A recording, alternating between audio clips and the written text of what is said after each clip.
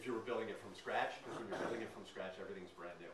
But when you're doing repair work, you're trying to keep things that are old. So we saved every piece of frame that we took off the boat, and they're all going back in the boat. They're only 12 years old, and they're all fantastic. They had some nail holes in them. So we repaired all the nail holes so that when we put new fastenings in, that won't be an issue, and we won't run into a situation because we're essentially taking it apart like a puzzle and then putting it all back together again. We don't run into a situation when we're trying to fasten the plank back onto the frame that we are putting a new fastening right where there's already a cutoff or a broken or an old fastening, which happens in many cases when you're doing repair work, when you're not taking off planks or they don't come off easily, or you're not taking out frames that you want to be taking out. In almost every case when you do this kind of work, you're trying to work around, you're trying to compartmentalize the job really, really hard and not let it grow outside the boundaries of the budget or the allotted task. But that, of course, never happens. It always gets bigger.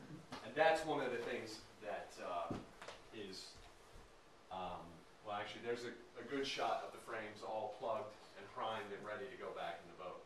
And you can see all the plugs really easily. They're also all numbered and labeled as to where they were in the boat, because once you take it out, it doesn't fit in any other spot. Yes, sir. How will you join the ribs together when you cut them off? We are going to use the same process.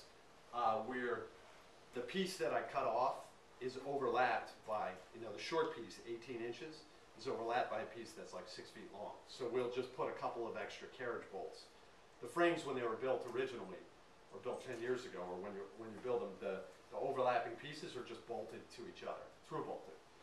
So we'll just put a couple of extra bolts in there, and it won't be a compromise at all. Will you have to notch them out to keep them uniform width, or will you just... No, they're just butted to each other. Just butted to each other and bolted. So, like I was saying, everything is numbered for where it goes back in the boat. And all the planking, I'm not sure if we have a good shot of the planking laying somewhere else in the shop. All the planking is all numbered too, so that it all goes back exactly where it came from. So that's 30,000, 36,000 pounds of boat hanging in the air, right? No keel underneath it. You can see where the keel was. There's a couple of shots coming up of the keel coming out of the boat. It's actually really cool. You don't really ever see that. I mean, most shops, when you do any sort of keel repair, you're working around like half the keel that's still there. You're keeping a portion that's good, and then you're cutting out a bad portion and scarfing it in or whatever. And it's very rare to see that the entire thing comes out. In this case, there was no choice, because the keel that we took out was already repaired multiple times, and there was no choice. Any decision to repair it would have just been a compromise, and the boat doesn't need that anymore. Everything else on the boat is perfect. And these guys had the luxury of being able to make that decision. So there you can see the keel actually cut free from the rest of the backbone, the deadwood, the centerboard trunk, which is the case that holds the centerboard and keeps the water from coming in, and the stem all the way up there in the front. The post sticking down is actually the centerboard post, or the head ledge that actually attaches the centerboard trunk, which is essentially a hollow box, to the keel. And you can see the mortise, you can see the slot, the 3-inch slot that goes like 15 feet along the length of the keel to hold the centerboard in that picture too.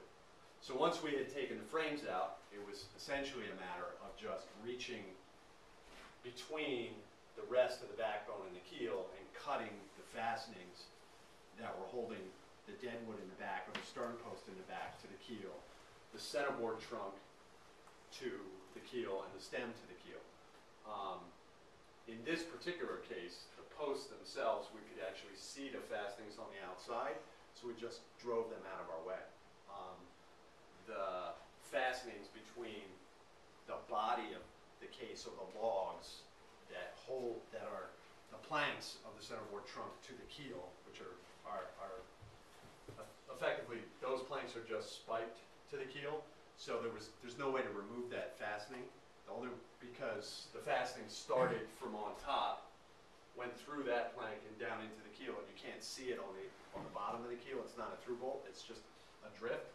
The only choice in that case was to just reach in the space, wedge it apart, reach in the space, and cut it with a sawzall or a hacksaw. So we effectively just cut all the fastenings and the keel falls out. Straightforward.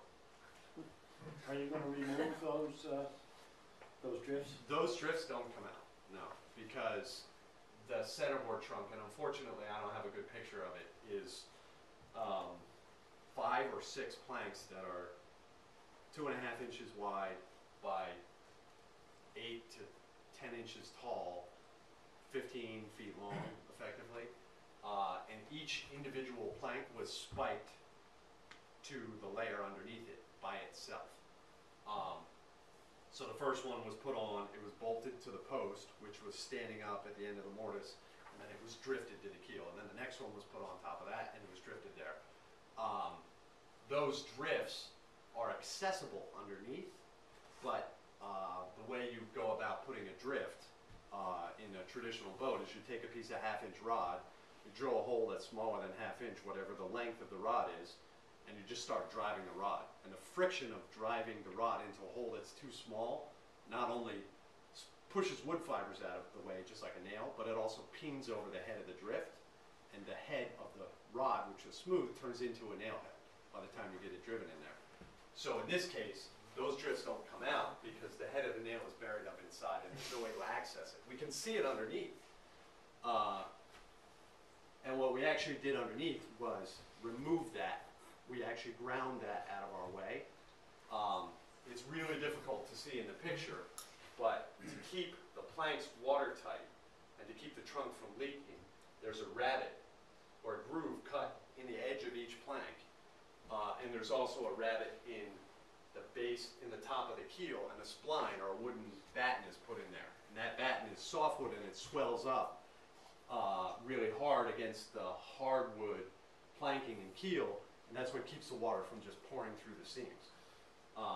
So there's a rabbet that's exposed underneath the keel, and we actually reached up inside and ground the drift out of the way in the rabbet so that we can go along and repair the rabbet and put a new spline in, but there's just no way to get the drift out.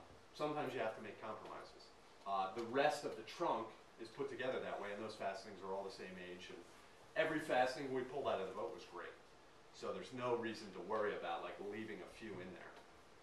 When we put the new keel on, we're just going to drill holes and drive drifts up from underneath, and that should hold it together, in theory.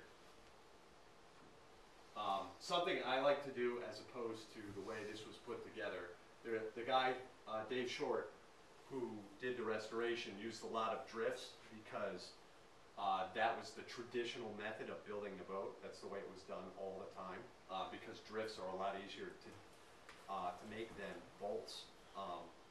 The technology for making bolts didn't really exist that well. Back then it existed, but if you've ever threaded any rod manually, you know that it takes, especially from scratch, it takes time to do that. So in almost every case, when any fastening was put into a boat like this originally, it was a drift instead of a bolt, because you don't have to A, spend the money on the nuts and the washers, and B, work at cutting the threads on the rod. Now, we live in a modern time and we have modern technology, we have better tools, we have better taps and dies, and the boat is also Coast Guard inspected. So when we put it back together, we're going to use bolts in almost every case, because that in theory allows you to repair the boat later on, because when I put a through bolt in the place of a drift that went from this piece of deadwood to the keel, instead of it being invisible and hidden inside and having to cut it with a saw, it's accessible top and bottom. And in theory, you're able to open the bottom, take the plug off the bottom, take the plug off the top, and pound the bolt out and replace it. One of the things the Coast Guard requires you to do when you have a traditional boat that is inspected for passenger carrying use is you actually have to survey and inspect the fastenings that are holding the boat together